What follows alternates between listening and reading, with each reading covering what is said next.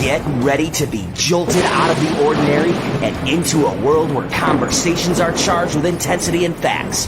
The Lightning Strike Talk Radio with your host, Mohammed Faheem, broadcasting live from the heart of the city on Chicago's Progressive Talk Radio, WCPT 820 AM. Welcome to a radio show that charges through the airwaves with an electricity like no other.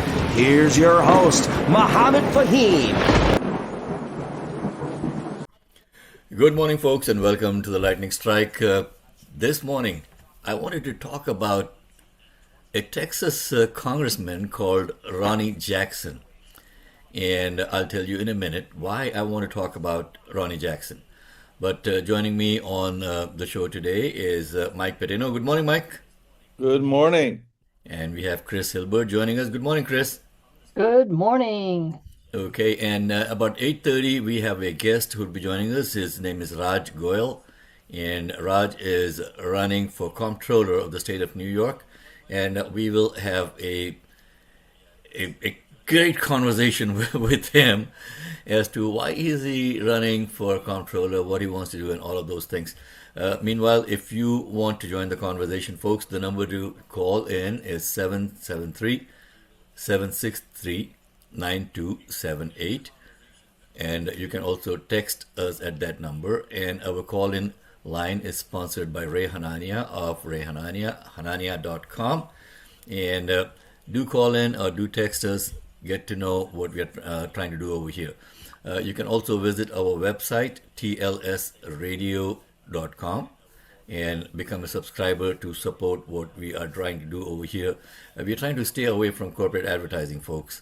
That way we can talk about real issues and not be obligated to any major sponsors. Okay, so Ronnie Jackson, that guy kind of came into my radar because of a couple of things. He's a retired Navy Rear Admiral, got elected to Congress in 2020, has been a White House physician under the president's George W. Bush, Barack Obama, and Donald Trump. And in 2018, Trump nominated him to lead the Department of Veterans Affairs. Jackson withdrew, though, amid allegations related to workplace conduct and management practices.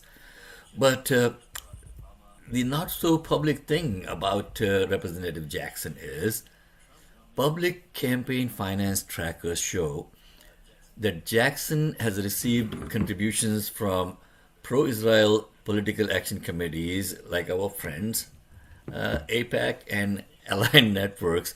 And according to Track AIPAC, folks, Jackson's reported total support from pro-Israel PACs and related organizations was approximately $87,000 and change. Okay, and now what has Representative Jackson done to satisfy his donors and his masters? Okay, and here is something that it is kind of like flying under the radar. Okay, and it absolutely should not be. So buckle up.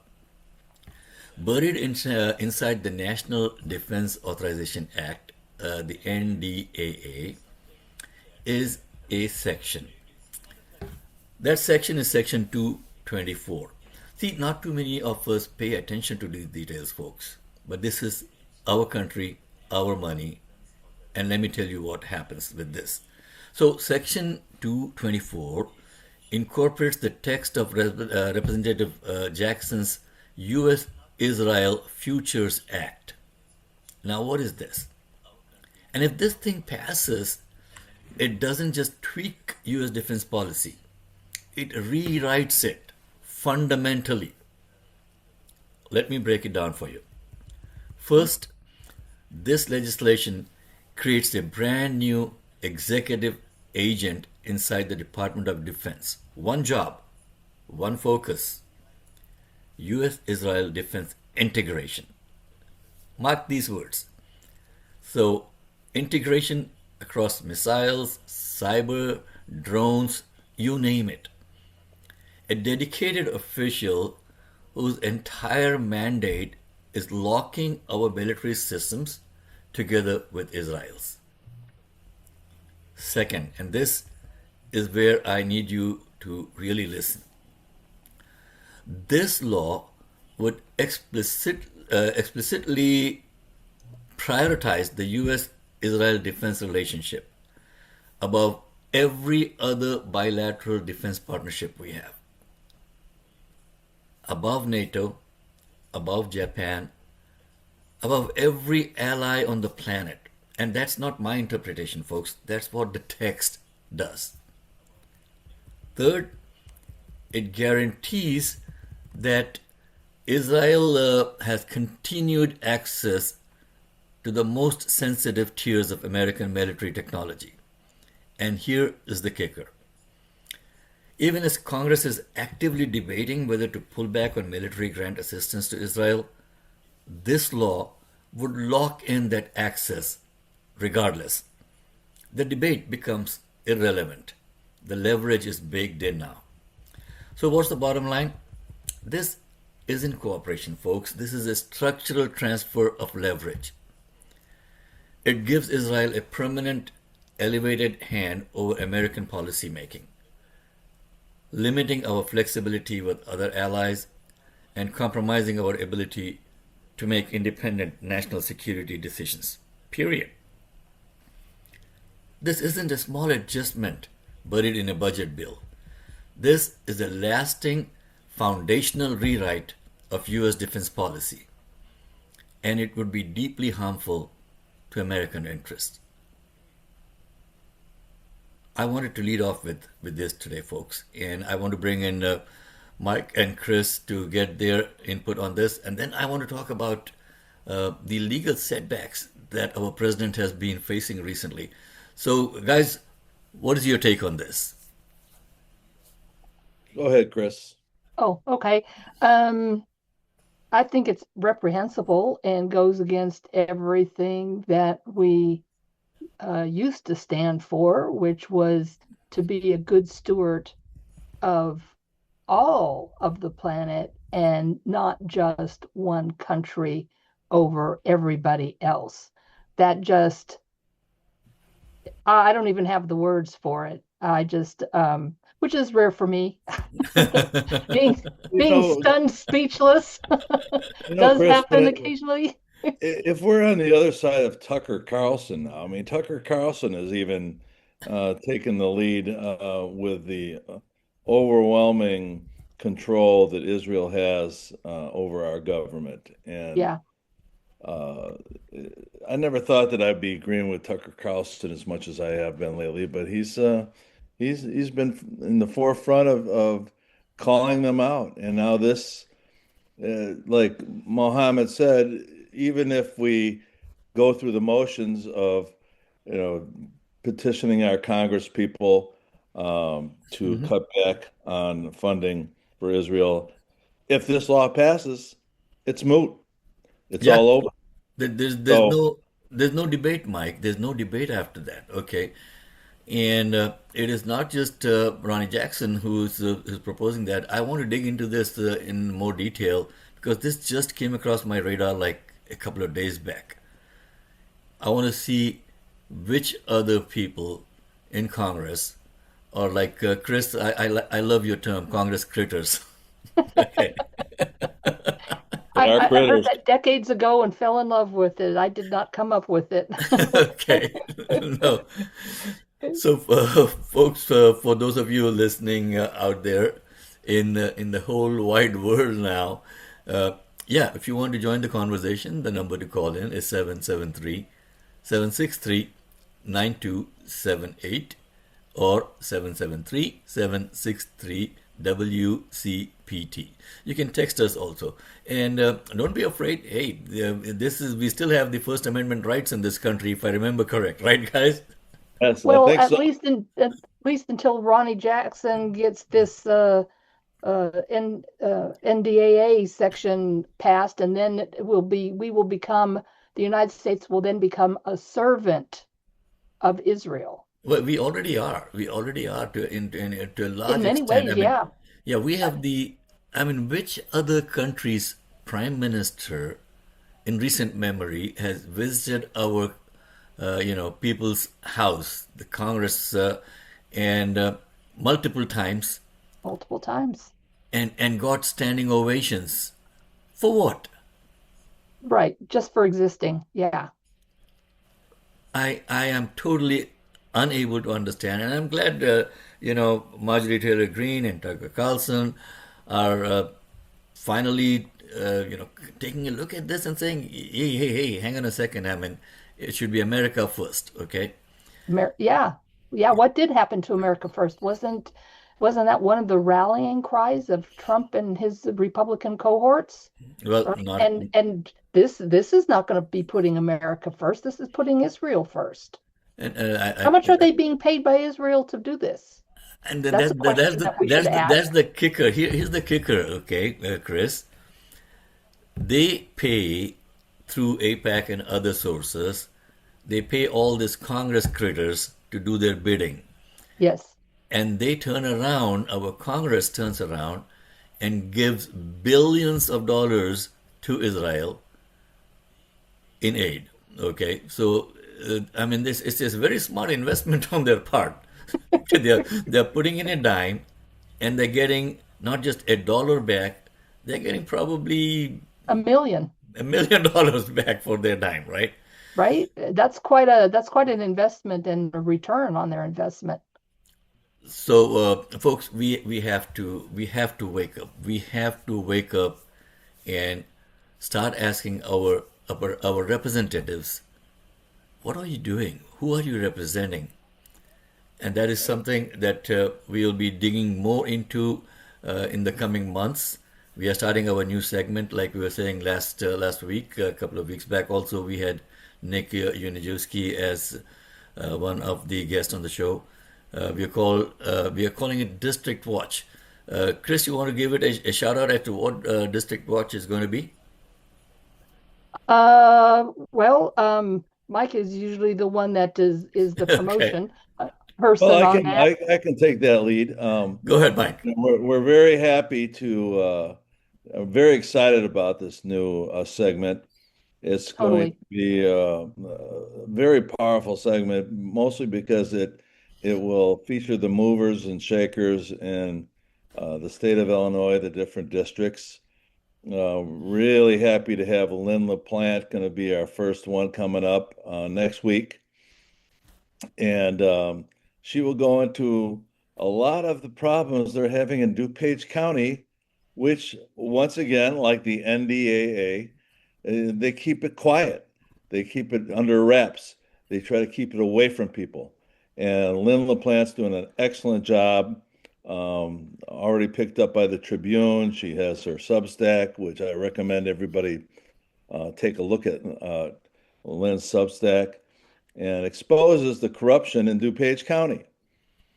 So she's going to be on next week, and then we have Morgan Coghill committed to coming and appearing on the show and on our segment, the District Watch, the third Sunday. So we're going to be doing it the first um, Sunday of the month and the third Sunday of the month, and we'll continue that as the listeners are excited about listening to it. And Yep. Morgan is going to do, he's very involved in spearheading some major data center rallies up there in Lake County. And Lake County is turning into quite a few people I'm talking to, and they're thinking about forming um, state PACs up there, 501c4s, and getting involved in that. And a lot of movement, a lot of activism. And it's just like my good friend John Lesh in Aurora. I'd like to get him on the show too. Um, we're working on getting some progressive leadership from the Illinois Progressives state PAC, very influential in the state of Illinois, and I work with those people occasionally. And Lynn Casey Maher is thinking Mhm. about coming on. So we've got some movers and shakers coming on the show, and it's going to be very exciting. And it's all about raising awareness, folks. It is about doing our civic duty of giving back to this great country that we are privileged to live in. Okay, we just can't sit on the sidelines and let these people take over. Uh, One thing I'm glad, folks, is no matter Trump has kind of loaded up the courts with his people, right? But recently now, just to change subjects a little bit, the Trump administration has faced a series of significant legal setbacks across immigration, executive power, tariffs, constitutional authority, and several federal courts, including the appellate courts now, have ruled that key administration actions exceeded the presidential authority or they have violated existing law. I mean, this guy is trying to take a bulldozer to our Constitution, folks. Yeah. And unfortunately, Crazy. our elected representatives, I'm so sorry, guys, across the board, both on the Democratic side and, of course, on the Republican side, they are just laying down their arms and not doing anything. Okay? And if they are doing something, they are doing it in such a hush hush fashion because they don't want Trump coming back against them and putting up someone in a primary. Okay? So these guys are afraid of losing their seats if they open up their mouth. Heck, here we don't have a seat to lose. Okay, so we will keep our mouth open all the time, as long as we back it up with facts. Okay, so one of the things on WCPT, the tagline is "Facts matter." Yeah, facts matter, and the fact of the matter is, on immigration and asylum, for example, now, federal appeals courts have blocked Trump's executive order suspending asylum access at the southern border. I mean, that has been the law and the rule for a long time, right? So this ruling now that existing immigration law gives migrants the right to apply for asylum and that the president cannot unilaterally override those protections. Mohammed, sorry to Yes. interrupt, but we have Bob on the line, and he would like for you to repeat the name No, of yeah, the Bob's bill. not on the line, but yeah, repeat the name of the Oh, bill. repeat Yes. the name. Okay. Yeah, Bob would like the name of that bill that you were talking about. Okay, Write the name down. okay. Let me go back to my notes, Bob, and this is going to be the National Defense Authorization Act. Okay, NDAA. That is, you can go, look it up, and this is going to be Section 224, if I remember correct. Yep, Section 224 in the NDAA. Okay, so go ahead and check it out and see. And again, talk to your local representatives. Talk to your local representatives about this. That guys, we want you to challenge what is happening to our country. So, coming back to our immigration and stuff that we were talking about, Trump's legal setbacks, like the Tariff Authority Code. Courts have challenged Trump's use of emergency powers to impose broad tariffs. Remember, he's now required to give back money that was collected in tariffs, billions of dollars, right? So they have to be refunded to importers after the courts found that the Tariff Authority rests primarily with Congress. I mean, who the heck are advising Trump? That's what I want to know. Because, I mean, this guy has no brain. We all know that, okay? He just shoots off the mouth, basically, his mouth as to what is happening without understanding that things have consequences. Okay. The executive orders targeting law firms. Remember that, guys? Yep. Yep, multiple federal judges have ruled unconstitutional a series of executive orders aimed at major law firms. I mean, our president is suing law firms. And then, that represented the Trump's political opponents. And courts have found the orders likely violated constitutional protections. And then we are going into lengthy appeals process, and all of these lawyers who are protesting these things, guess who's paying their bills, Mike? Yes, I am. Okay. Do you think Trump is paying those bills? Heck no. Nope. Nope. So Bob, thanks for listening and thanks for calling in, and I hope you have noted that down as to what we were talking about at the NDAA and Section 224. Uh, Coming back again to the White House and federal construction projects. Yeah, this is a doozy, isn't it? Crazy. I mean, this guy has basically bulldozed the right wing of the White House. Okay, the East Wing, right? Right. And he was supposed to have, donors paying for that. Guess what? No donors. It's like building the wall that Mexico was supposed to pay for. I wonder what happened to that wall, Yeah, Mike. where is that wall? Okay, It Chris. I mean, this is so crazy. This is so crazy. is. Every day, this guy throws something on the wall, hoping it would stick, and divert people's attention, especially from the Epstein files. When was the last time you guys heard about the Epstein files? Uh, From the administration, what? like months, Okay. really. But there's a lot of other people. They are out there, and I've seen memes that said something like, "It doesn't matter what else is going on. You're never going to distract us from the Epstein files." Well, and we are going And to keep talking about it. We're going to keep yeah. talking Well, about I it. like the Okay. fact that so many people now, even on some of the talking heads, like on CNN, they're even now calling the upper class the Epstein class to keep the Epstein files in the forefront of the voters' Okay, mindset. so it's 8:28, and we are going to be inviting our guest, Raj Goyle, to join us in a couple of minutes. But meanwhile, again, folks, if you have questions, concerns, if you want to call in, talk to us, you can reach us at 773-763-9278.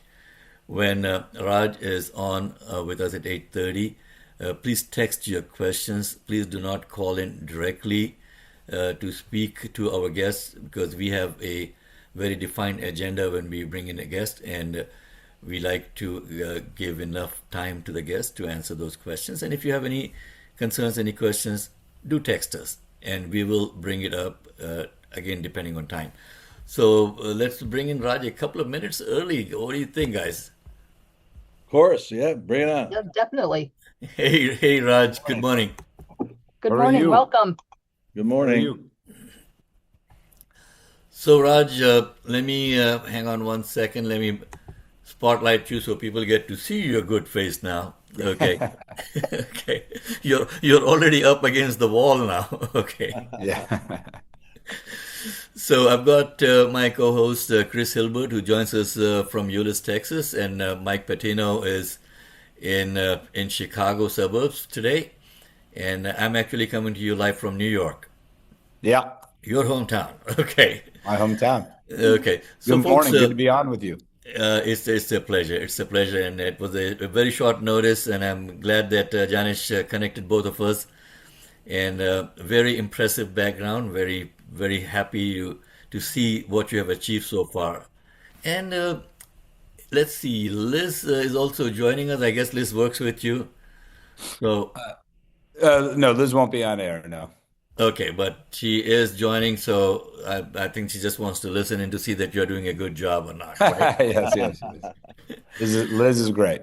Okay, so Raj, a quick introduction. Who are you? What have you done? Why do you want to do things? And then we will get into the weeds, okay?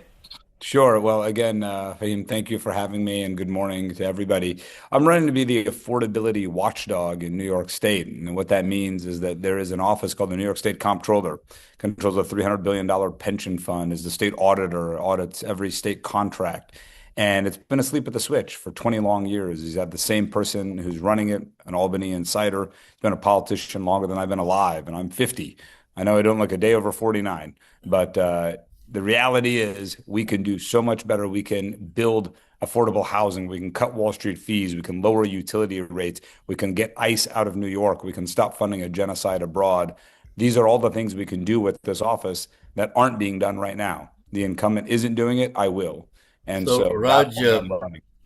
quick thing. I wanted to go into a little bit about. I mean, you have argued that the comptroller's office has become passive under Tom DiNapoli, right? What specifically has been wasted over the last 2 decades, and what would you do differently on day one?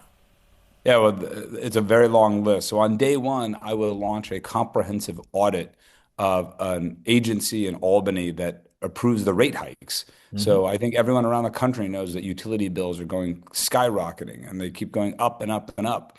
This office is the office that could be the watchdog that stops those rate hikes and, in fact, could even initiate clawbacks, make sure that we don't subsidize AI data centers. That's issue number one. Issue number two is that I've committed to divest the pension fund from fossil fuels. The New York City pension fund has done this successfully. It takes, of course, some time, but I will do this on minute one. I also do not think that the foreign bond portfolio in the comptroller's office has almost $1 billion in a variety of foreign governments, but the vast majority of that money is actually in one country, which happens to be Israel. Hmm. And I do not believe that New York State tax dollars should be funding war crimes abroad and furthering Benjamin Netanyahu's war crimes and a genocide in Gaza. And so I will sell those bonds on minute one, and we will immediately begin the process of investing in thousands of affordable homes all across New York State. And we can do this. The current incumbent is not doing this. And lastly, is he is wasting billions of dollars a year on Wall Street fees. And fees, as you know, are a cancer. They eat away the pension fund. They do not, they make rich people richer on Wall Street, and they don't help the very people who are the pensioners, the firefighters, the educators, the state employees whose money it belongs to. So there is so much more we can do to fight the affordability agenda, fight the Trump administration, and I should say he's got $500 million in Palantir, and he has tripled his position. Wow. He misleads about that, and we have led the charge to say that we'll get out of Palantir and not help ISIS's reign of terror. Okay, let's educate our audience on what exactly is Palantir. So yes, Palantir is a high-flying software company that is in the S&P index that has feasted on government contracts from the Trump administration and is a database company that basically does surveillance databasing, and it is the partner to ICE. ICE would not be able to conduct its operations without Palantir. Palantir also has a very checkered history of work abroad. The CEO, Alex Karp, has made extraordinary statements Yep. about his politics and about his ideology and the ideology of the company. And so it is time for it. I do not believe that our public pension dollars should be supporting that company. So you have basically answered a couple of questions that I had, but I think let's dive into a little bit more. Are New Yorkers paying too much for government and getting too little in return, Raj? And what are the biggest examples of waste, fraud, abuse, inefficiency that you believe have gone unchallenged in New York State? Well, I mentioned one already, which is Hmm. utility prices. Yep. The one of the most important things about Zoran here in New York was, yes, we know the policy agenda so brilliantly encapsulated in freezing the rents and fast and free buses and universal childcare. I can rattle it off, and so can someone on the street. That's an incredible accomplishment. I would actually suggest that one of his most important contributions, however, was to let people dream again and to let people believe again and inspire people that the government would actually work for working people to make life better as opposed for the insiders. And that is what this office has been completely owned and operated by the insiders. And so, as I mentioned, utility prices, example one. Which is we can use the power of this office to open those books, find out what's going on with these utility companies. The books are cooked. CEOs making $20 million a year while they're cutting off gas to people who can't afford, who are living on Social Security out in the Bronx. It's an outrage in America, and it's an outrage in the wealthiest city in the wealthiest country in the world. So we can do better, and of course we can audit waste, fraud, and abuse up and down government in terms of county government, city government. I was on an interview the other day where there's a local municipality where an auditor went from the comptroller's office, and the auditor was actually engaged in misconduct. And so Okay. there's Hey, so much more we can do. And I'll just say quickly that even Zoran here in the city uh-huh. has established a new council on government efficiency because for too long, the efficiency framework has been a Republican talking point when it should be viewed as a Democratic talking point because I've run a business, I've been in the public sector, I've been in nonprofits. Delivering things well and on time is a fundamentally American and a fundamentally human initiative because that does more for the average person.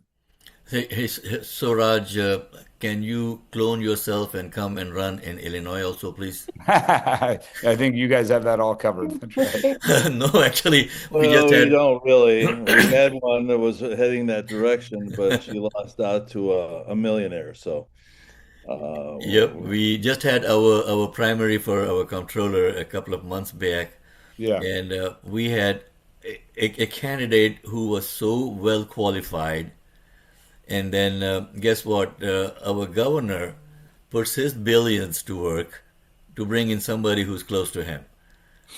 Well, And yeah, we need to have people challenge that also. So even though WCPT is a progressive talk radio station, we are more about America first than party first. Okay. sure. right.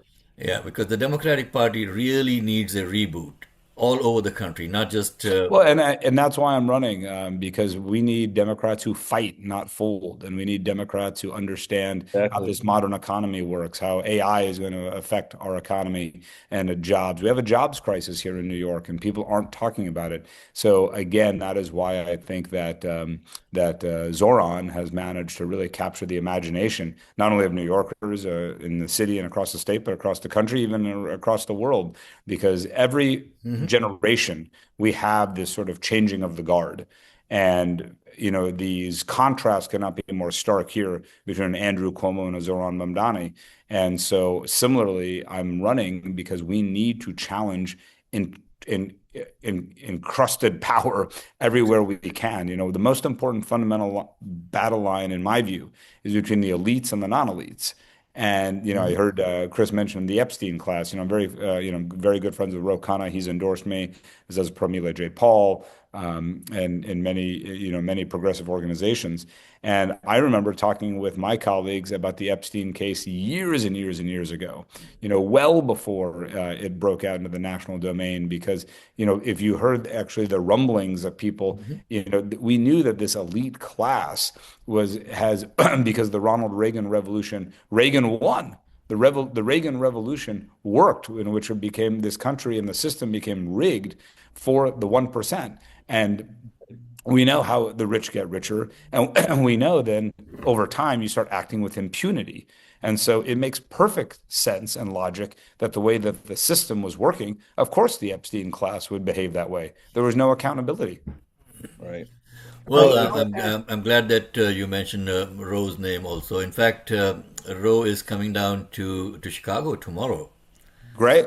And yep, and I'm a part of the host committee that is hosting a get together with him. Tell them Wonderful hello. person, wonderful person. Yes. And Congresswoman Marie Newman is my co-host in the second hour. She does a segment with us called her segment basically. And Ro is good friends with Marie, so we'll be meeting at Marie's place tomorrow. Great. Enjoy. Oh, you'll be back in Chicago then. Oh, I'm going back tonight. Wonderful, I wonderful. just came for like one day. Okay. Yes. And Well, one thing, if I could, I know you have a sort of a national audience as well. I'm sure there's people with ties to New York. We mhm. are 22 days out from Election Day, and Okay. so it's a very, very high time here, and I'm glad that we were able to discuss. and talk about this race. If there are people, my website is rajgoyle.com, Instagram's at rajgoyleny. And if you have people in New York, please spread the word who are registered to vote in the Democratic primary. We need every vote we can get. We also would love anybody's support. This office will have national repercussions if done properly. I would think so. One of Yeah, the I would biggest think so. In issues. fact, yesterday when I came down for my niece's wedding, we had about 600 people over there. So yeah, we'll get the word out. Don't worry about it. Oh Okay. darn! You should have invited me. I could have played DJ and then spread the word about the comptroller. Okay. Yeah. So let me go back to the discussions that we were having. You spoke about New York's affordability crisis, right? Yes. Which of these issues, from housing costs to utility bills to healthcare expenses and taxes, which should be your top priority, highest priority? I know that you can't really point out something and then ignore others, but what is going to be your top priority, and what tools does the office actually have to influence them? Utilities, housing, childcare, and of course getting ice out of New York. So utilities, I've talked about extensively. We can, in fact, the office has extraordinary powers to help audit and then, frankly, lower those utility rates. I will do that. Secondly, is we can build hundreds of thousands of units of affordable housing all across the state by directly investing in projects, a mix of equity and debt that get a good return. So it is a good investment, the same way the stock market's a good investment for the pension fund. That can happen. It's happening all over the city. It's happening all over New York State, and the New York State Comptroller needs to join that movement as opposed to sitting on the sidelines. Childcare is one where the audit power is most important. How much is it costing New Yorkers to not have universal childcare? I ran a business here. I started from scratch, grew to almost 100 people. And if you don't have a workforce that can afford to live in the city and the state in which you want to grow and prosper, it hurts everybody. So the state comptroller really should be running an audit about the cost of lack of comprehensive childcare and be in that fight. Right now, the incumbent is not doing that. And so these are my priorities. And of course, not only will we divest from Palantir and the pension fund itself, but that audit power is so very important. We have breaking news here just in the last few days. The state budget finally got done here, and included in that was a very strong package of immigrant protections. Didn't go as far as some of us wanted, but now there is no formal cooperation allowed between county governments and ICE. And so that is a good step, but the state comptroller under my administration would audit every cent to make sure that nothing in New York State is helping on training, warehousing, detention, any of those things where Trump's masked thugs are out there causing terror. One of the reasons I jumped in this race is my mother, who's a widow now. We lost my father several years ago as his full-time caretaker. And my mother is a retired obstetrician, a grandmother of 5, small business owner. She asked me whether or not she could be detained, denaturalized, and deported. She's been a citizen for 45 years. She's been in America for 55 years. And that's the culture of fear we have right now. Oh boy. Wow. Oh boy. So folks, you are tuned into the Lightning Strike. We come every Sunday morning on WCPT, Chicago's progressive talk radio station. You can listen to us worldwide on the heartlandsignal.com website. And also, these conversations will be posted on our YouTube channel, which is at TLS Radio, and our Facebook page, our Spotify, Apple, everywhere, SoundCloud, and our website is TLS Radio for thelightningstrikeradio.com. You can go and visit with us and see what we are all up to. So, Raj, one of the things that I wanted to, we are about 14 minutes into our conversation. Do you mind staying about 6 minutes more? 6 minutes is great. Thank you. Okay. So, what is the Democratic Party getting wrong right now? And that is something that we talk about all the time. You have spoken about declining public trust in Democrats. What do you believe the party has failed to understand about working class voters? And The party how should it change historically, course? yes, the party has lost sight of our Rooseveltian North Star.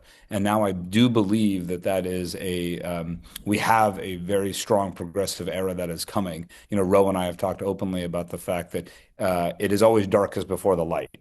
And Mhm. so I can imagine that this Trump atrocity of what's happening here, these slush funds, these crackdown on immigrants, legal and otherwise, people don't like this.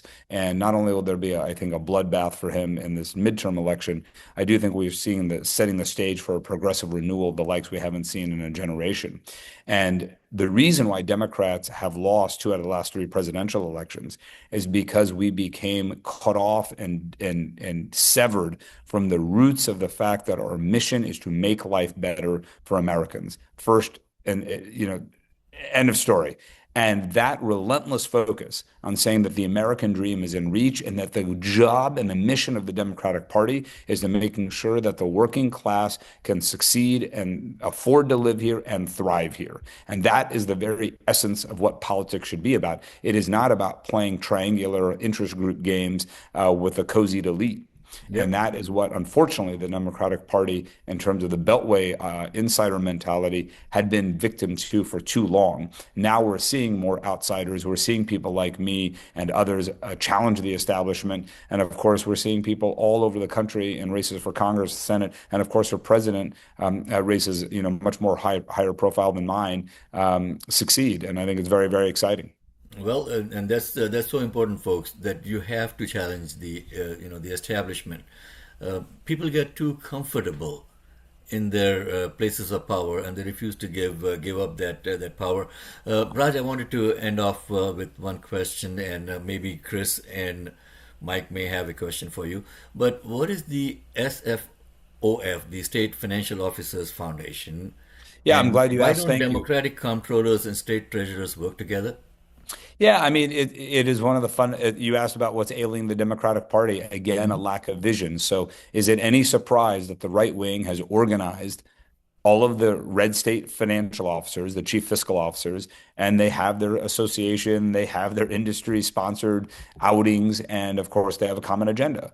And yet we have blue state pension funds, blue state fiscal officers, and there is no corresponding organization. I'm a natural organizer. I started the largest South Asian PAC and political organization in the country, C3, C4, called IA Impact. I've worked at the ACLU, I've worked at the NAACP, I've worked in South Africa, I've run a business, I've been an elected official. So these things are very natural for me. And it is a shame that obviously New York State is the most important state when it comes to the financial markets.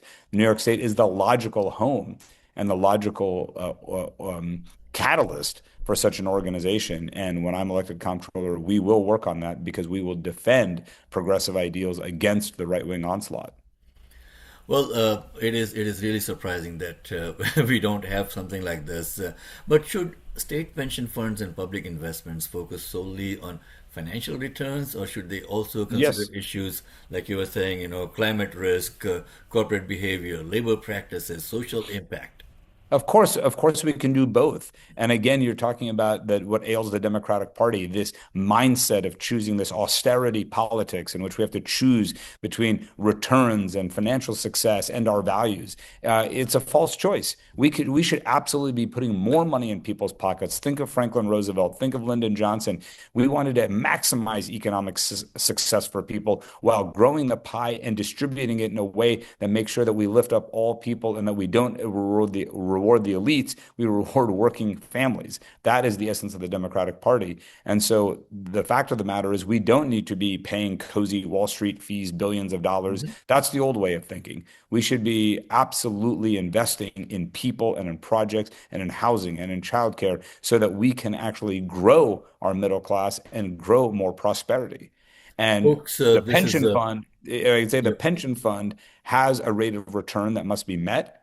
But if we grew it and we returned it better, we would actually be able to lower taxes. We could lower employee contributions into that pension fund. So we should be able to do both of these things. And if we had a proper mindset, again, I'll harken back to Roosevelt.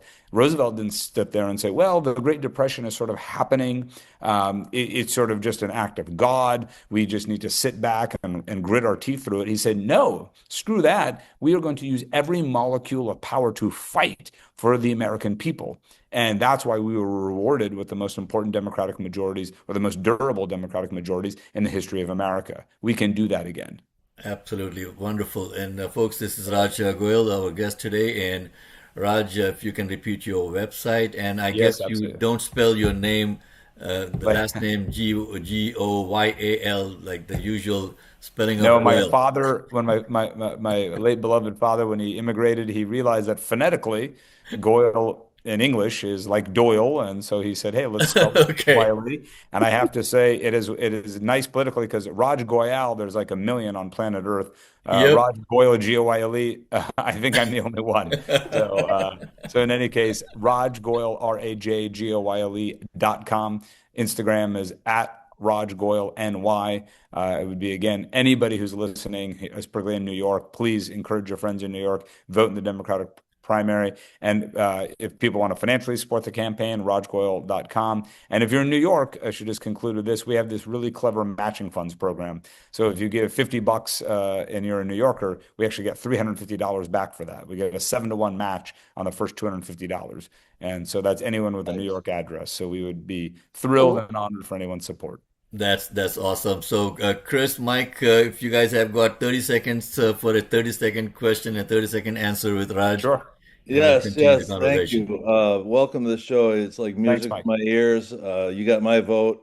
Um, uh, I'm a Thank you. former union officer and the Transport Workers Union, big union in New York.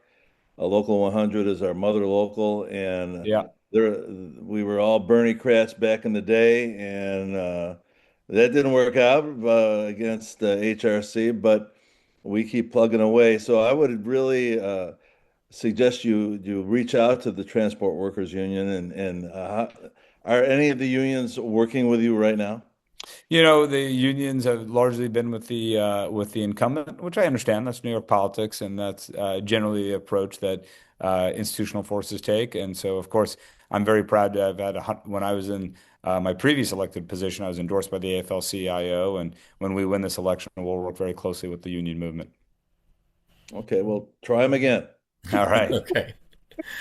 Raj Goyle, folks, running for New York Comptroller, our guest this morning on the Lightning Strike. Thank you so much, Raj. Thank you for joining us, Well, thanks and for all the having me. best. 22 days to the primaries, right? Yeah, let's go do it. Thanks. Go break a leg. Take care. Bye-bye. Thank you. Okay, folks, so you have been listening to Raj Goyle, who was our guest this morning on the Lightning Strike. And if you would like to join the conversation, always feel free to call or text us 773-763-9278. And if you would like to be a guest on the show, do send us an email, tls820am.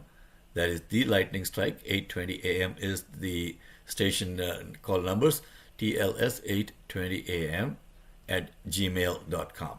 Now, we do have our tlsradio.com email addresses also, but sometimes these enterprise email servers, they block that domain, okay, from coming to you. So that's why we have this this general Gmail account also, so that you can communicate with us and we can communicate with you. Coming back now to, I'm not going to let this thing go, Chris. I'm not going to let this thing go. But Donald Trump and the legal setbacks that he is facing now, right? So Right. in the immigration detention cases, again, federal courts have intervened in several high-profile detention and deportation cases, including the Mahmoud Khalil case. Uh, what was that? Abrigo Garcia recently, Yeah. where appellate judges have temporarily blocked renewed detention while constitutional and due process issues are Yep. reviewed. And let's not forget the anti-weaponization fund. What a name! I mean, I wonder who comes up with these names, folks. Anti-weaponization. Yeah, it does make you wonder. I did see some little blurb come across. I think it was Facebook, could have been Blue Sky, and somebody somebody, it may have been E. Jean Carroll, actually, come to think of it.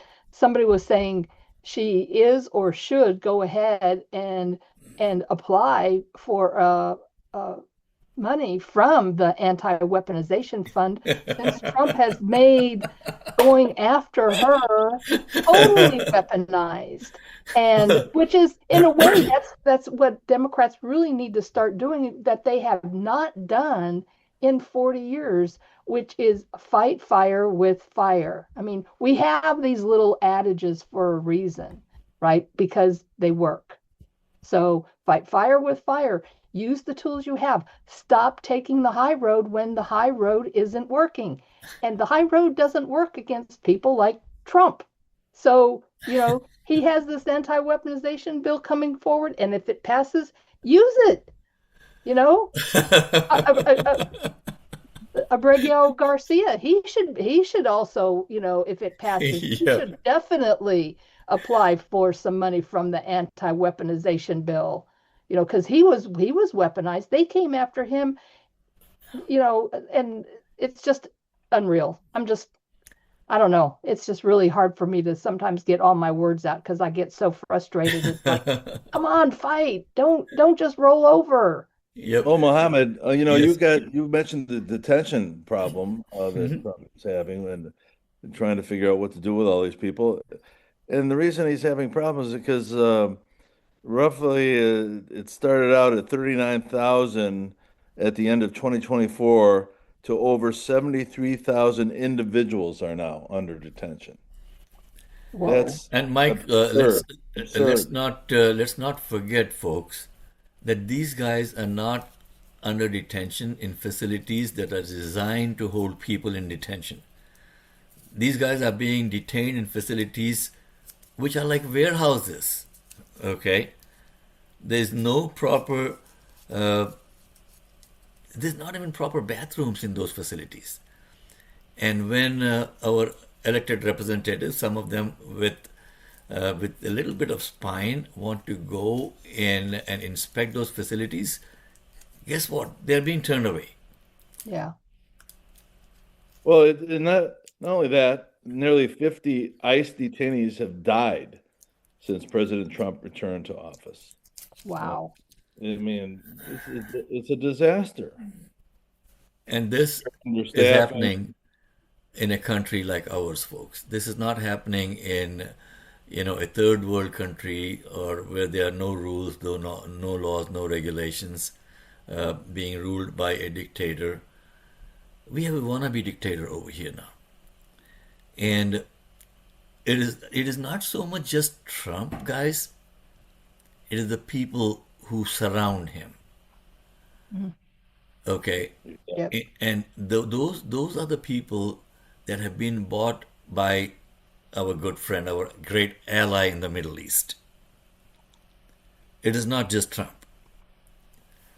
Well, it's not just Trump, and it's people like Rokana and Delia Ramirez here in Illinois are every time I've seen her with Bernie Sanders about 6 months ago, and she's always asking for help. Please elect some allies in Congress for me to help me because these people are supporting Trump. The Democrats are doing nothing about it. And she needs help. And that's why we have to get rid of these 5 or 6 Congress people here in Illinois that I rail against every day. Um, Sean Casten, Brad Snyder, Mike Quigley. They do nothing. They do nothing. And Yep, that's part of it's the problem. yeah, we're coming up on 9 o'clock, Mike. So the station might be going for a station break at 9 o'clock, but we will continue the conversation over here because we are live on Facebook, and all of these conversations will be posted on our website and our YouTube channels and our Facebook pages. And the website is tlsradio.com for the Lightning Strike Radio. Make sure that you go and you support us, become a subscriber, Subscriptions start off as low as $10 a month for our subscribers, but that'll keep the show going. And the broader legal pattern is this, folks. Courts are increasingly scrutinizing claims of expansive executive authority. Many of the cases center on whether the president can act unilaterally in areas traditionally controlled by Congress, including immigration policy, spending, tariffs, and federal administration. The administration continues to appeal many of these rulings, and like I was saying before, they are appealing with our money, folks. Okay, those administration lawyers are being paid with our tax dollars. Yep. Okay, and several of these disputes are likely headed towards the Supreme Court. And we all know what the Supreme Court is doing, okay? Except for maybe a couple of things, the Supreme Court, again, is falling over backwards to please Trump, right? Right. So the question that I have for the team here, are these court rulings protecting constitutional checks and balances, or are judges increasingly becoming the final veto point for presidential policy? What do you think? I do not think they're following the Constitution. I think that they want to turn the United States of America into a very white, male, Christian-centered country. They don't like women. They don't like minorities of any kind. They don't want them around. And they're doing everything in their power to make that happen. Well, one of the things Mark just texted me about a fun fact that the removal of Trump's name from the Kennedy Center is a permanent injunction. It is a final judgment, no appeals. They have 14 days to remove the name, period. Okay? I love it. That's great news. Great news. Okay. If I may, I want to go back just a little bit to your previous guest, and if there are any listeners in New York that are wondering what he said, something about he hasn't been endorsed by the unions there, or they work mostly with incumbents. Well, the rank and file are the ones who make the decision.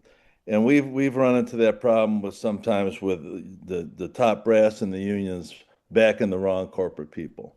And so, he needs to reach out to the rank and file, the working people of the state of New York, and he'll find some welcoming arms, because the top brass in the AFL-CIO doesn't always get it right, and it's unfortunate. I've seen it happen time and time again, where they just go with the incumbent, they take the easy way out, and they need to be. He needs to be invited to membership meetings, and talk to the rank and file, talk to the people, the workers, and the people on the street. I think that's great advice, Mike. And again, a lot of people don't understand that when you say the Democratic Party, for example, it is not a monolith. Okay, when you say a union, it is not a monolith, right? I mean, Right. It is people who make up these organizations, and I'm pretty sure a lot of the people will be open to having a discussion and a conversation. So it's about 4 minutes past 9 o'clock. I think we are off our break on WCPT and coming back live to you again, folks. If you want to join the conversation, our call-in segment is called What is on Your Mind? And it is sponsored by Ray Hanania. So hanania.com, HANANIA.com. Go and check out what Ray has been doing. And also, please mark down Wednesday, July 29th on your calendar in the evening from 6:30 to 9:30. We will be doing our first fundraising dinner in Bolingbrook at the Bolingbrook Community Center. Thank you to Mayor Mary Basta for working with us on getting the community center for this event. And Ray would be emceeing it, and there's going to be not just speeches, okay? Not just speeches. We're going to have some people speaking. I'll say a few words. We'll allow Mike to say a few words, and Chris is Wow. actually planning on coming down from Texas Yes. to Very come. special guest flying in from Texas. I'm looking Okay. forward to it. Okay, so you get to meet our team. Maria Muzaffar would be there. Congresswoman Marie Newman would be there. Dr. Sheila White would be there with her team. So yeah, it's going to be more of a family get together. So let me put it this way: it's not going to be a political event. So you're not going to have political speeches. We're going to see what we can talk to each other about, okay, in person. So you get to meet us, we get to meet you, and tickets are only going to be like $75 a pop, and we'll be starting, I think, pushing those out like next week, and just working real hard on this. And Bill Shepard from the Rockaholics will be performing live. So yeah, we got some performances lined up for you also, okay? So it's not just speeches. Sounds exciting. Yep, and I'm trying to reach out to a few other people who have been guests on the show with us. We had an Elvis impersonator. He was using a different term for that. God, I'm forgetting it. But Rocky Fenner, good friend, and his buddy. I mean, they will blow your socks off. They look like Elvis. They sing like Elvis. They dance like Elvis. Cool. Okay. Yeah, we had them live in the studio a few months back, last year, and it was a fun thing. They even brought Elvis's glasses for me. Okay, as a gift. Okay, 9:07. Marie would be joining us shortly, folks. And again, stay tuned. The most important thing that you can do, honestly, is become aware. Don't get dejected. Don't get despondent that, oh, my vote does not matter. What can one person do? Uh, no one is listening to me. Yeah, we are listening to you, and a lot of people across the country, across the world, are listening to you. Okay, so all you have to do is to just get out of your comfort zone. I mean, these people are throwing so much at us every single day that we don't have time to even realize, get out of one tragedy before the next one is hitting us. So this is, something that please come out of your, uh, like I said, comfort zone, and talk about things. Talk to your neighbors. Talk to your friends. Stay sharp. Stay informed, and get involved. Yes, going back again to what you said originally about the NDAA, it's just amazing. I've been just looking up some information here, and this, what they're working on, the $900 billion for 2026. Next year, they're looking at a $1.15 trillion draft Holy moly! for the 2027 cycle. All right. And nobody, including myself, really has looked into it to find out what they're doing. And uh, thanks for bringing that your original monologue slash rant. And it was great to realize that I haven't looked at any of the NDAA stuff since back when Obama snuck in some stuff in 2012. And next thing you know, we've got Congress and the government and the state can openly misrepresent the truth to people without any worries about and violating any laws. So it's the NDAA is something that I know I'm going to double down and Mhm. take a look at it. And that's what I want people to know, Mike. Get informed. Please get informed because it is our country, folks. it is our taxes, it is our money, it is our future, our children's future. It is not just about us, okay?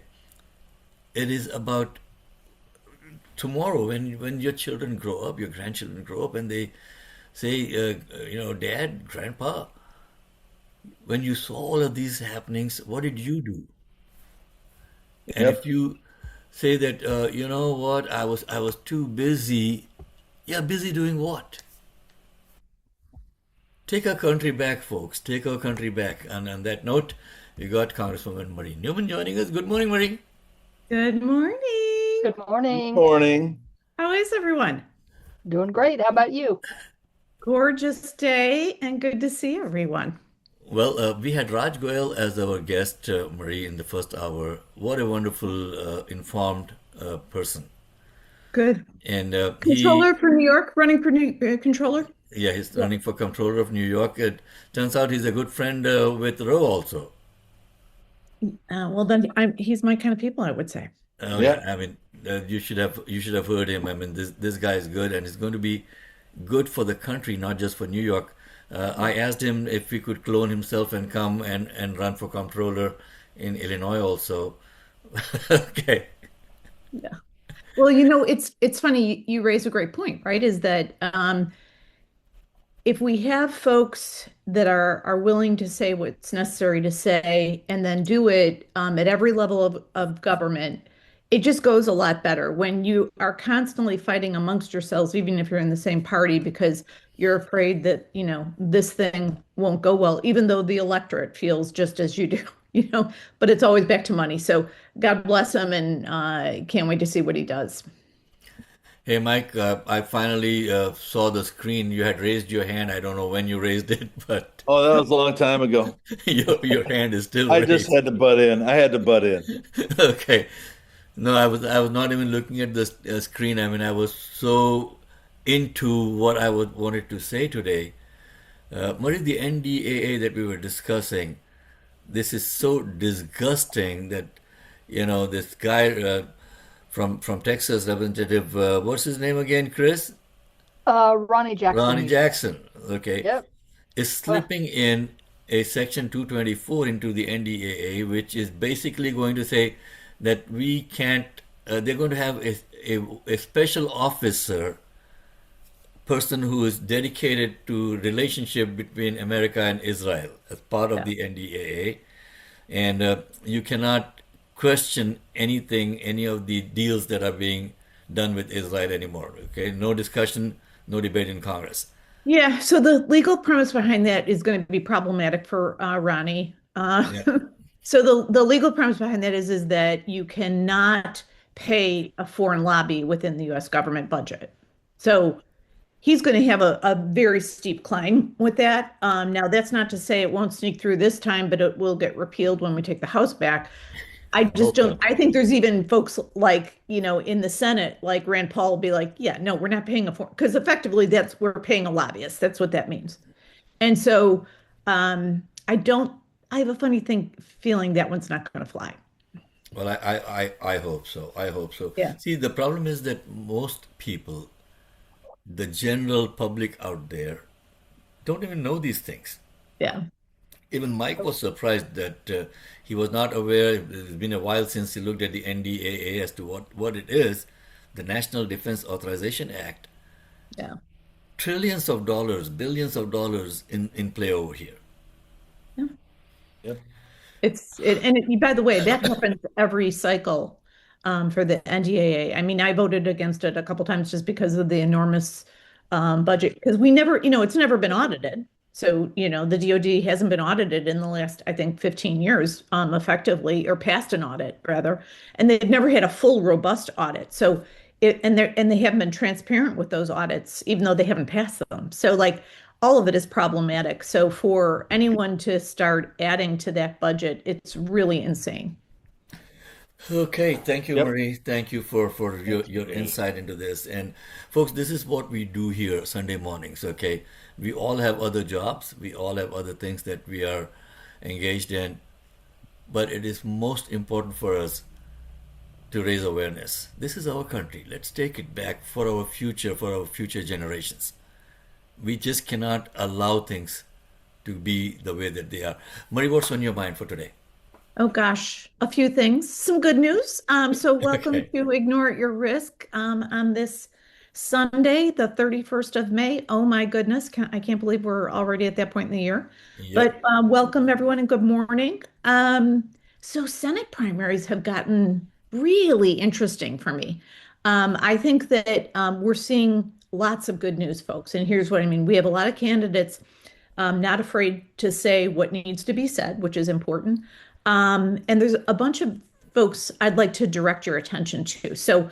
Um, so folks, these candidates I'm going to talk about today really are talking about everybody's everyday. When you walk out the door, you're hit with healthcare costs, cost of gas, cost of groceries, housing, healthcare. Endless wars affect your everyday, folks. Remember that. Endless wars affect your everyday. The price of goods are up because of wars. The fact that you have had your healthcare stolen away for you is because of wars. And then the corrupt everyday corruption that's out there actually affects your everyday too. We're spending $1 billion on a ballroom, not now, but it could come back again, and on things like that. So know that all these things affect your everyday. And these are the folks that are talking about stopping corporate price gouging, taxing the billionaires just at their fair share rate, pro-immigrants and understanding the robust cornucopia of things that immigrants bring to our society, to culture, to business, to everything. And these are folks that deeply understand there is a genocide and it has to be addressed. So who are these folks? We'll do a little drum roll. Let's Okay. start with Peggy Flanagan in Minnesota. She's running as a great progressive campaign against a very conservative Dem. Angie Craig, who is currently in Congress. Currently, Peggy is the lieutenant governor in Minnesota, but she's great, folks. In fact, she would be, I believe, the first Native American that would go to the Senate, which would be amazing in itself. But better, she's immensely qualified. She's lieutenant governor. She understands the pragmatic nature of the progressive populist movement. Stopping wars, stopping price gouging, taxing billionaires, understanding that immigrants are our neighbors and they always will be, and really against the genocide. So look at Peggy. She's up in the polls. She's leading by 10 points. So when I say good news, folks, the progressive populist movement is leading in the polls everywhere. So that's Peggy. Go visit Peggy Flanagan's site. She's in Minnesota. Another really important Senate race in Michigan. Abdul El Sayed, who I've had the pleasure of meeting with several times, he's up about 6 or 7 points in the Democratic primary. Michigan is immensely important, folks. It is not just a big Midwestern state, but it was a swing state frequently over the last 25 years. And I think we can bring it to the solid blue column with El Sayed because he's appealing to every part of the spectrum in a progressive populist way. So watch him. Dr. Annie Andrews is in a head-to-head against Lindsey Graham. She'll win her primary easily. But when she's running head-to-head, meaning they're tied in the polls against Lindsey Graham, he's been there for 25 years. And holy cats, we all know who Lindsey Graham is. He's Mr. I've never met a war I didn't absolutely love and adore. He is anti-immigrant, anti-small business, anti-everything, right? So this guy, and I'm just going to point this out because this happened to me in my race, is when he talks about his opponent, Lindsey Graham talks about his opponent, Dr. Annie Andrews, he says, well, she's a pretty lady. That's so incredibly disrespectful. Yep. And we cannot have someone like that in the Lindsey Graham. I mean, for a myriad of reasons, right? But Lindsey Graham is also a misogynist. Let's be clear. That's my point. Watch Dr. Annie Andrews and support her. Dan Osborne, my favorite purple squirrel. I love this dude. He is an independent, and he is independent in every way because he's told both parties, like, yeah, no, thank you. And last time he raised $7 million without either party, folks. What does that tell you about our ability to have third, fourth, and fifth party? The UK does it. Many democracies do it. We can do it too. But Dan, He's a former union leader, and he's running against Pete Ricketts. So everybody knows the Ricketts name in the Chicago area. They are Cubs overlords, I call them. Um, they're a family that's ridiculously wealthy. Laura Ricketts, who is one of the sisters in the clan, she's amazing. She's a great humanitarian, philanthropist, businesswoman, very charitable, huge Democrat, and very supportive of strong women. So she's amazing. Her brothers, Pete Ricketts is one of them, and he is the current senator, Republican senator in Nebraska. So Dan is interesting because he's running on a populist, progressive platform and message and not messing around. Um, and he's virtually tied with Pete Ricketts, who's a billionaire Republican current senator. So watch that race. That's some really good news there that you can be an independent and win. Um, so all of these folks are very pro-worker and sick to death of the corporate welfare and the billionaire welfare we do every day, folks. So when you're looking at all of your races as you start to vote for folks in primaries across the nation, make sure that it is very clear that it is no longer right, left, or center, right? We are in a race that is the tippy top, meaning all the billionaires and oligarchs, and the rest of us. So let's hang with the rest of us Right. and not the billionaires. Um, so some other interesting news, if we turn the corner to corporate PACs, one of my very favorite topics, everybody knows how much I hate them. Let's hear it for our girl Hawaii. Woo! She crushed it this past Yeah. week. They banned corporate PACs in her state. So that means within the state that corporate PACs cannot give to any campaign race or political race or campaign.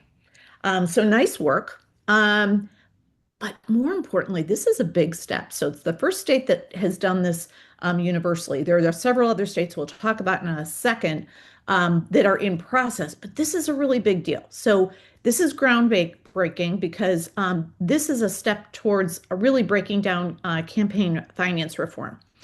And it wasn't a big lift. I mean, they worked hard at it for several years, don't get me wrong, but it wasn't as big a lift as you thought you might think. So Hawaii passed this legislation ending corporate PACs on May 14th of this year. So just this month, actually. Governor Josh Green signed it and all went well. Now, it might have some legal challenges. It takes effect on July 1st, 2027, which means that for the 2028 race, there will be no corporate PAC money in that state. And there's a lot of big ag there, by the way. There's a lot of, you'd be surprised how many big ag companies are based there. So know this is a good thing. And just to give you frame of reference, folks, according to the Hawaii Campaign Spending Commission, corporate PACs contributed approximately 3.2 million to state campaigns in the 2022 election alone. It went up to almost 5 million in the 2024 election. So that tells us that it is just exponentially more powerful, and they have taken steps to take away their power completely inside their state. So amazing. And I'll wrap, rah-rahing our girl Hawaii, but State Senator Carl Rhodes, who is the champion of this in their state Senate, he just said really simply, and this, I can't say it any more simply and more direct than this is about returning power to the people, not corporations. And he said, you know what corporations are? They're just piles of paper. And I was like, God bless you, baby. And so Hawaii isn't alone, though. There's 6 other states taking action. So in Montana, they've got HB 402. Yeah, HB 402 in March of 24 that restricts corporate PAC contribution to $500 per candidate. And while that was introduced 2 years ago, it's still making its way through the legislature and is being reintroduced. They do believe in 2027 that they will get it passed. So go Montana. Connecticut, similar. They're considering legislation that would ban corporate PACs entirely while maintaining union PAC allowances. And I'll tell you, folks, I get asked all the time about, well, why are we getting rid of corporate PACs and not union PACs? It is different. So when you are contributing to a corporate PAC. You are contributing to the agenda of a corporation that is gouging you, right? And does very likely does not support its workers, no matter what level of worker. Union PACs are all about championing people's everyday lives. So what that means is that we're championing your right to make a fair wage, your right to have benefits, your right to a safe area, your right to a weekend, your right to fairness in all things, right? So it is different. So just note that as you read about this. In Vermont, they've advanced a bill through committees that mirrors Hawaii's approach almost identically, word for word. New Mexico lawmakers are introducing a corporate PAC ban that awaits a floor vote in their session right now. So they actually might pass that yet this year. Maine, our girl Maine's killing it too, guys. Building on its public financing system that it has right now. And they've put already a ton of restrictions in. They've lowered the amount that you can give by both PACs as well as individuals. And they're going to make it harder for corporate PACs to get into these campaigns. And then in Washington, state legislatures are exploring contribution limits across the board. They've got some trickiness in their state constitution in that they've already established limits, so it would take a state constitution convention to overturn that. So they've got some trickiness there, but they feel like they have the vote. So rock on to all of you. To give you a quick frame of reference, if we take the lens and pull it all the way out, folks, corporate PAC spending in state elections increased by 340% between 2010 and 2022. And then from 22 to 24, it increased another 100% in state elections. So watch your state legislatures.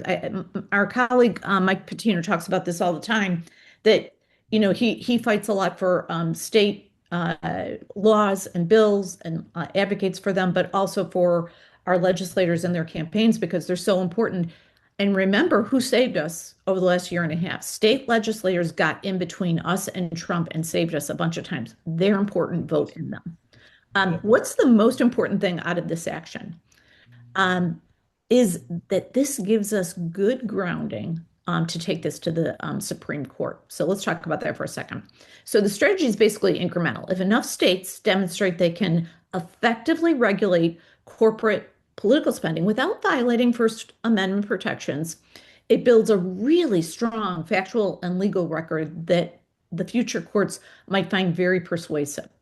And I get it, what you're saying. You're saying, oh my gosh, conservative Supreme Court, Marie, this will never happen. Well, here's the interesting thing. When Citizens United was passed, there was no precedent, really. They just decided that corporations equal individuals. But what's funny here is that in supporting Citizens United, you're actually discriminating against certain speakers, meaning free speech, and it violates established constitutional precedent. So the reverse of that, so taking away Citizens United and getting rid of corporate PACs actually is constitutional, and it's a conservative argument. So know that as we head into that. And then finally, a little bit of fun I thought we might have as my third topic.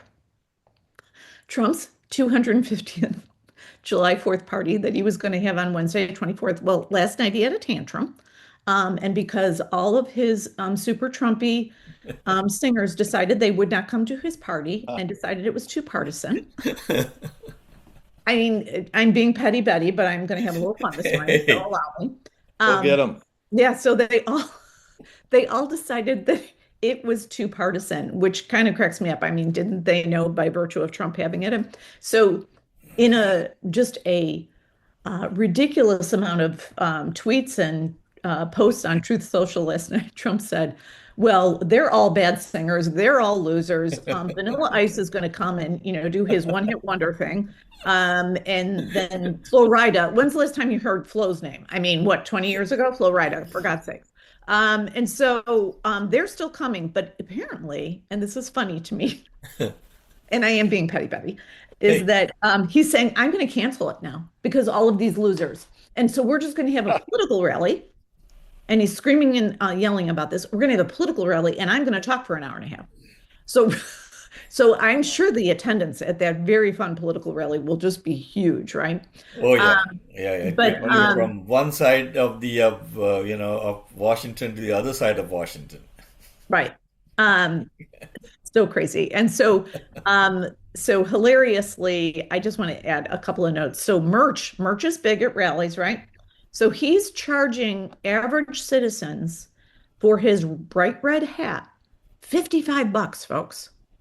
Wow. If that thing had my favorite Yeah. person in the world on, if it had my kid's face on it, come on, $55? Like that That's is insane for one nuts. hat. It's nuts. From China, by the way. Yeah, And he'll made in screams China. about, yeah, made in China. Yep. So, Of so course. I'll just wrap that segment by saying, you know what? Karma, as they say, can be a word we can't say on the show. But she also has a long memory, Yeah. and karma always gets her way, folks. So, so Yep. let's hear it for our girl, Karma. Yay. Okay. So Go Mike had Karma. raised his hand. So Yeah. Mike, was that from before, or you have something that you want to discuss No, with actually, Marie? I was going to piggyback on something Marie said about union PACs, and because I was intimately involved with the union, and we have all our contributions are voluntary. I mean, Yeah, it's a separate COPE checkoff, they call it, with Committee on Political Education, and it's a separate fund altogether. It's all voluntary. It's not, the union doesn't decide that we're going to give money to people and take money out of your paychecks without your permission. It's nothing like that at all. So it's a completely different thing than a corporation, deciding at the board that they're going to give millions of dollars to people. So thanks, Marie, for bringing that up, and I just wanted to expand on it just a little bit. well, and that's a really good point because remember, folks, is that in corporate PACs, Mike highlighted it beautifully. I'm just going to put one more drill down on it, is that not only does the money that goes into that PAC sometimes come out of people's paychecks, but also the workers of that organization have no say. So they have no free speech in the matter, whereas unions and their members have complete say. Right? So it's really a much more democratic. So let's support democratic institutions like union PACs. I do believe that they're democratic. Yep. Corporate PACs, even in their interiority, are completely undemocratic. So like think of it that way too. So let's be careful. But corporate PACs are bad, and then obviously super PACs like APAC and independent expenditures, and that's a whole another bag of tricks. All by the way, all of those 6 states have various kind of contingency plans for independent expenditures too. But this is a big dent. And remember, guys, it is always the 360 of any tough matter. So it's all of these states pushing on it. And then all of these voters saying, we will not put up with corporate PACs and APAC and foreign lobbies anymore, controlling our members of Congress. We are not going to put up with it. And then the other area that's really important is that in our legal system, make sure we're using that to its full degree to bring all of these cases forward to the Supreme Court and make them vote on this. Make the Supreme Court say, hey, I don't support the Constitution. Make them. It's like a roll call vote in Congress. Make them vote on something that is wholly unpopular with the American public. Well, thank you so much, Marie. And folks, again, you're tuned into the Lightning Strike. We come every Sunday morning, 8 to 10 on WCPT, Chicago's progressive talk radio station. And you can listen to us worldwide on the heartlandsignal.com website. Just go to heartlandsignal.com and slash WCPT 820. And you should be able to talk with us also. So the number to call in case you want to join the conversation, 773-763-9278 or 9268. What is it, Mike? I keep on repeating the number. Chris Let's see knows. how many people remember this. Okay, let me make it easy. 773-763-9278 or WCPT. Okay. So that becomes easy to remember. And again, as a reminder, please put pencil down July 29th, Wednesday from 6:30 to 9:30 at the Bolingbrook Community Center. Bolingbrook Community Center is on 201 Canterbury Lane in Bolingbrook. for our first fundraising dinner for the lightning strike. And we're going to have our whole team there, and we're going to have some good acts and some good speakers. And it's more about getting together with you folks face to face, Right. so we can have a discussion. We are also planning on having a monthly in-person meeting. Again, not selling anything to you in those meetings, but let's get together. Let's get together, break bread, drink coffee, drink tea, whatever is your favorite drink, not including the hard stuff, okay? But okay, and I'll sneak that in, guys, just so you know. but yeah, talk to each other, get to know each other as friends, as Americans, without putting a party label on it, right? You could be a Yes. Democrat, you could be a Republican, you could be a Green Party, you could be no party, you can, you can be for God, you can be, not for God, you can be an atheist, whatever. Remember, we are all human beings first, and Well, we live in this country. when it's so important. I mean, Zoom meetings are nice. We have to do Zoom meetings. We all know that. But Yep. it was so nice to get together with this group of people up in Grays Lake. About 20 people, all getting together for a couple hours. There were Morgan Cogghill's people and Augusta and Anna Schiefelbein came up there. They were all getting together over the data center problem that just creeping up all over Illinois. And Mhm. I said something earlier, Marie, about John Lesh really going to the forefront, Yeah. battling the data center dilemma.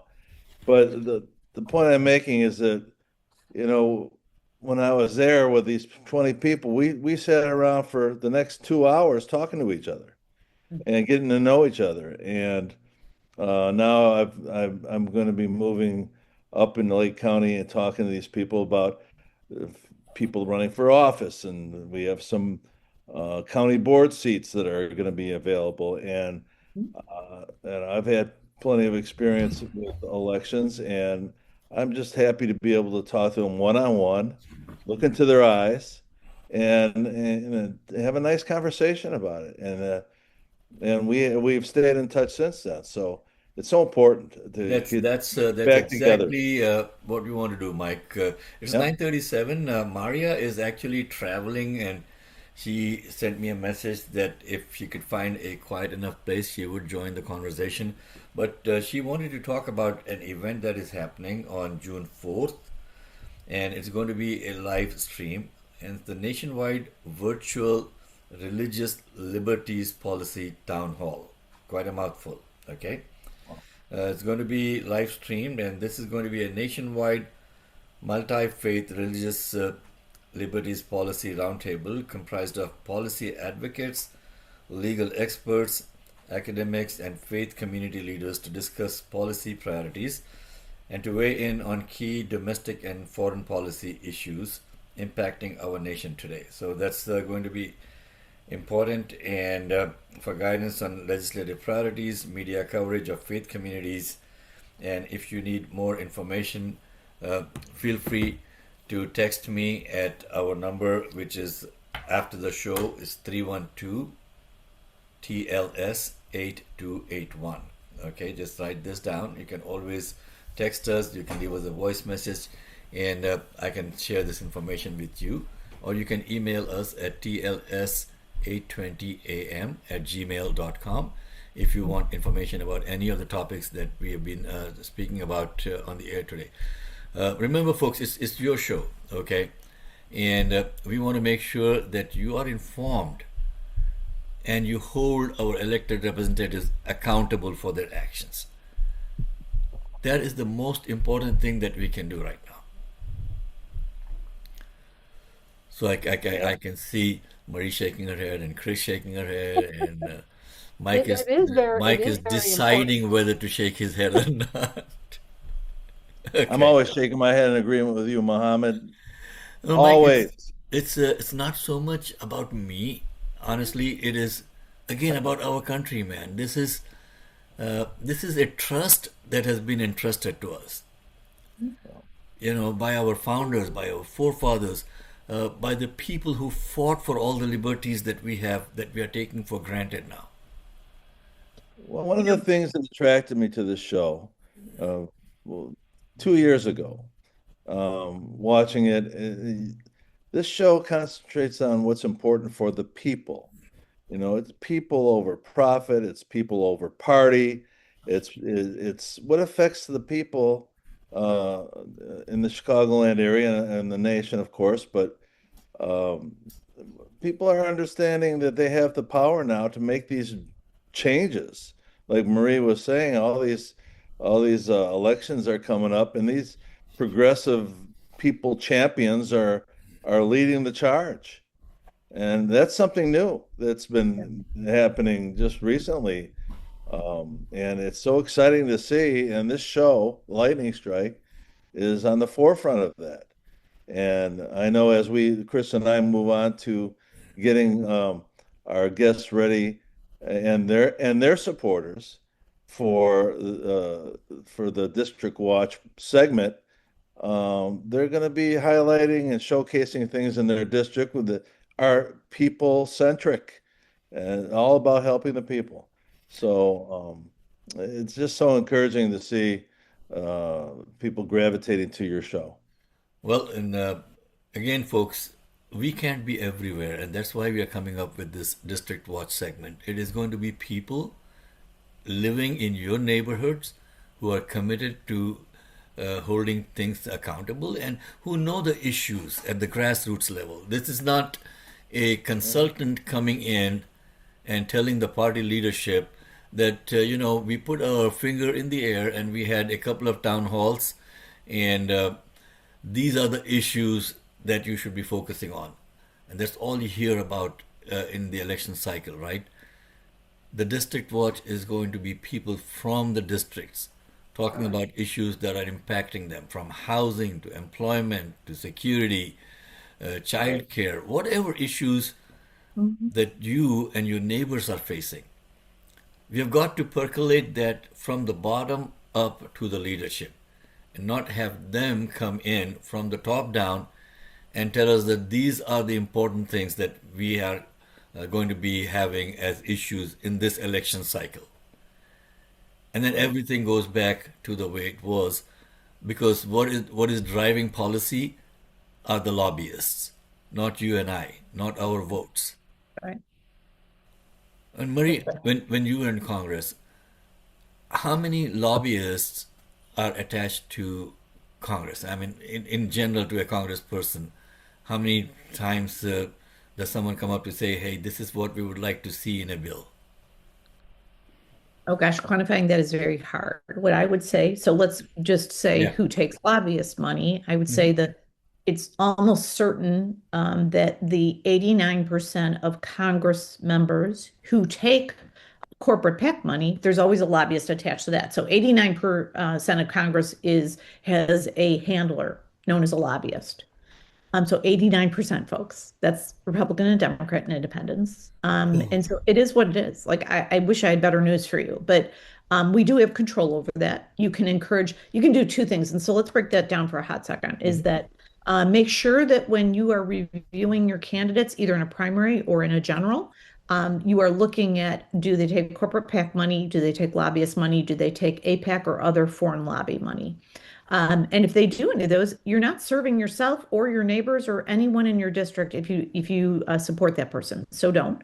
But just know that and I'm just going to repeat this, I say this all the time and everybody gets like bored of me saying this, but I will just tell you, when a member of Congress says, oh, I take corporate PAC money, but I don't let it affect my votes and I don't listen to them. That is the biggest crock of baloney I have ever heard in my life. My dear Irish mother who has passed would say an entirely different Irish word, but Not on the radio, Marie. Yeah, not on the radio. I'll get in big trouble. Mohammed will be on. I can't say any of my favorite words on the radio. Okay. Hey, blame Barry Weiss for that. But pay attention. Pay attention to if we're taking lobbyist money, because 89% of the current Congress does. Marie, I do remember the wonderful Substack article that you had written on how this thing works. Can you walk us through now that Dr. Sheila White is under the weather, so we don't have a Person of the Week segment, but I do want people to, again, we keep on repeating things. Hopefully, the message will get across. How does the process work over there?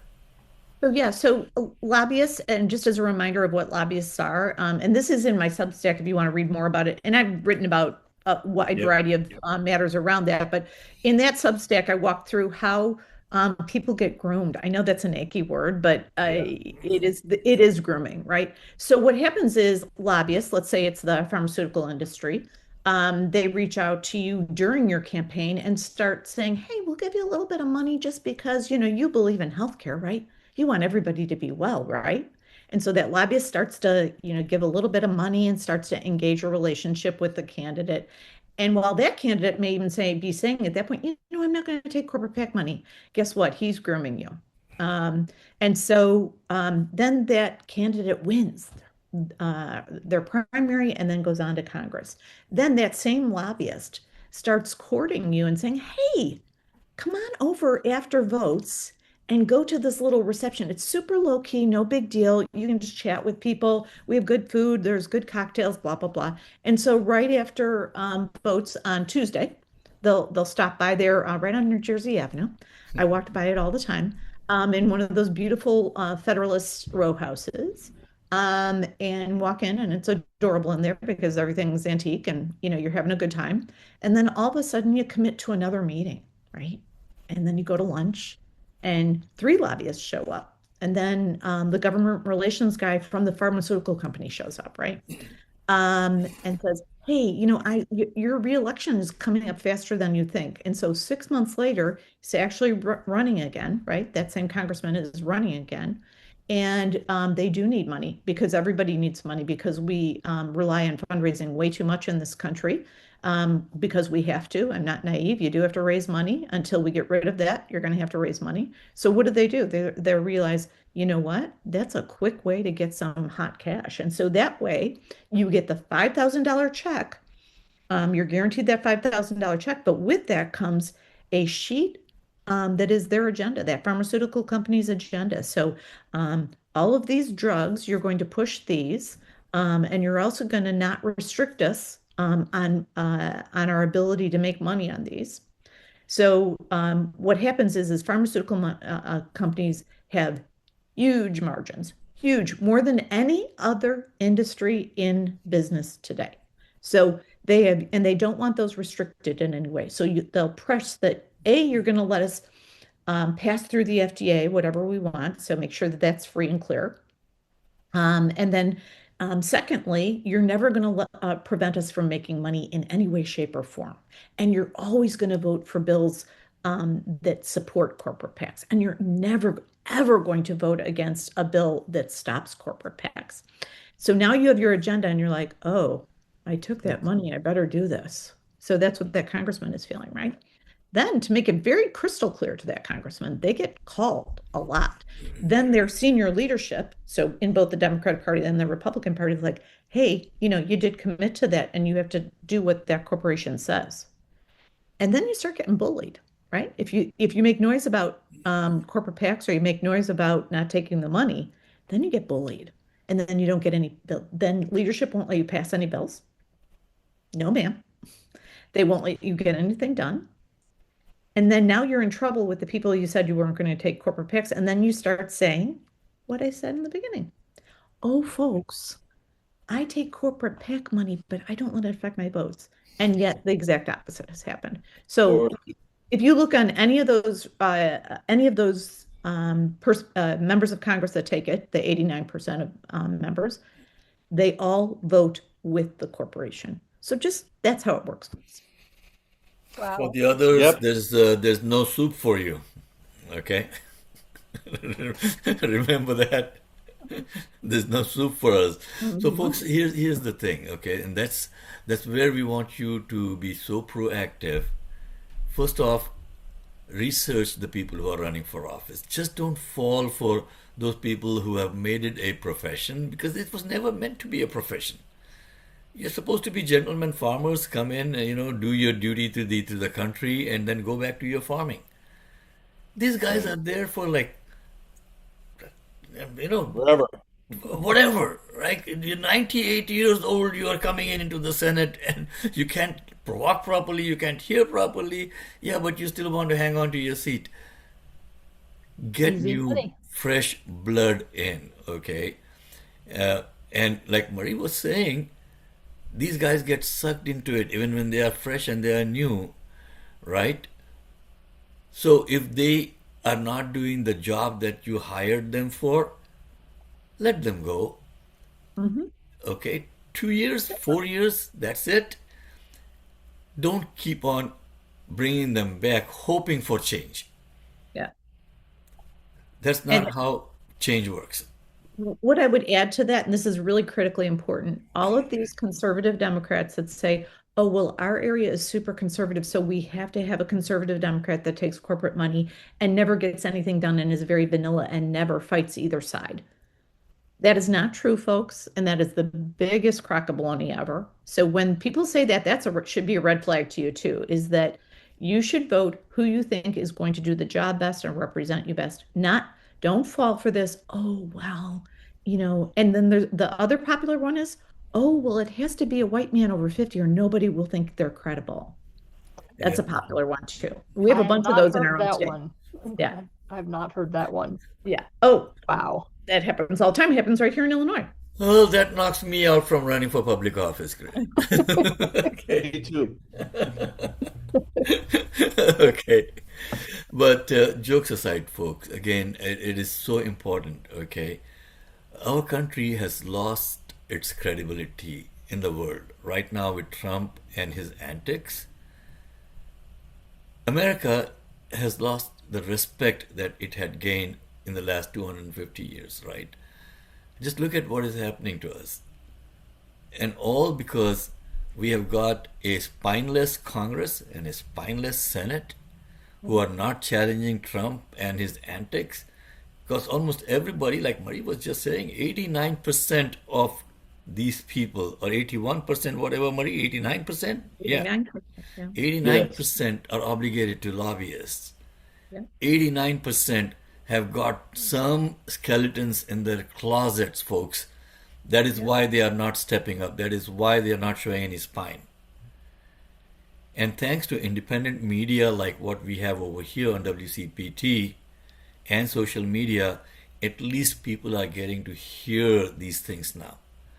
Otherwise, corporate media was so tightly controlled by these oligarchs and billionaires, you would never get to hear anything. And then we have somebody like, even Stephen Colbert, for example. I mean, this guy, the rug was pulled from under him.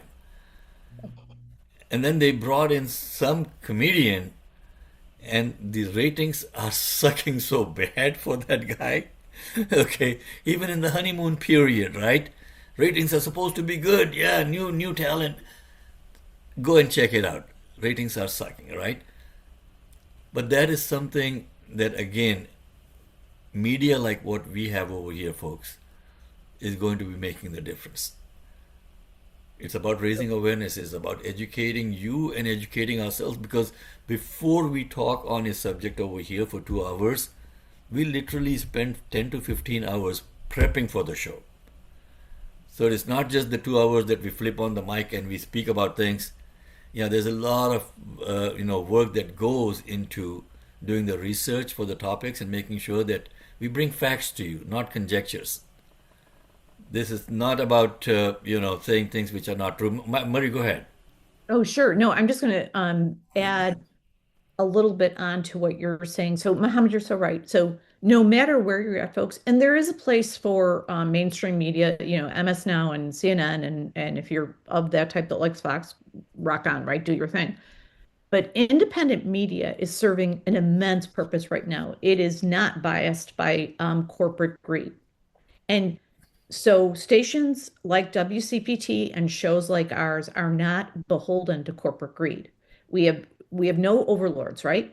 So it Yep. is really important to have that cornucopia of independent media, whether, you're watching Jim Acosta on Substack, you're watching us, or you're, the Young Turks, or the Majority Report, or whatever it is, Status Quo News, all on YouTube.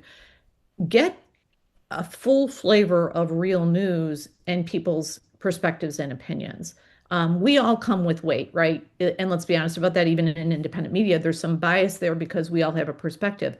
But what we're not afraid to do is we're not afraid to tell the truth. We will tell you the truth always. Whereas I will tell you, even, I'm a fan of some of the anchors on MS Now, and they're not telling all the truth either, because you know what? It's a little bit inconvenient for their corporate overlords. So, if folks, don't just consume independent media, support it. So whether you're supporting our show, and please do go to tlsradio.com, right, Mohammed? Yep. And support us, because you know what? This isn't free. And we're largely supported by Mohammed, our main host's efforts. So know that, this is, while we're all giving our team and donating our time, Mohammed is financing us right now. So help us, go to tlsradio.com, but help all independent media, because you're getting the truth from all of us.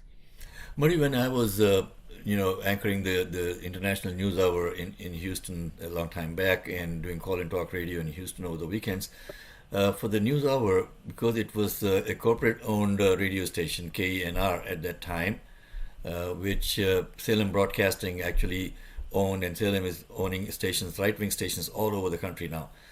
We were actually given a list of topics that we were not supposed to broach on the air.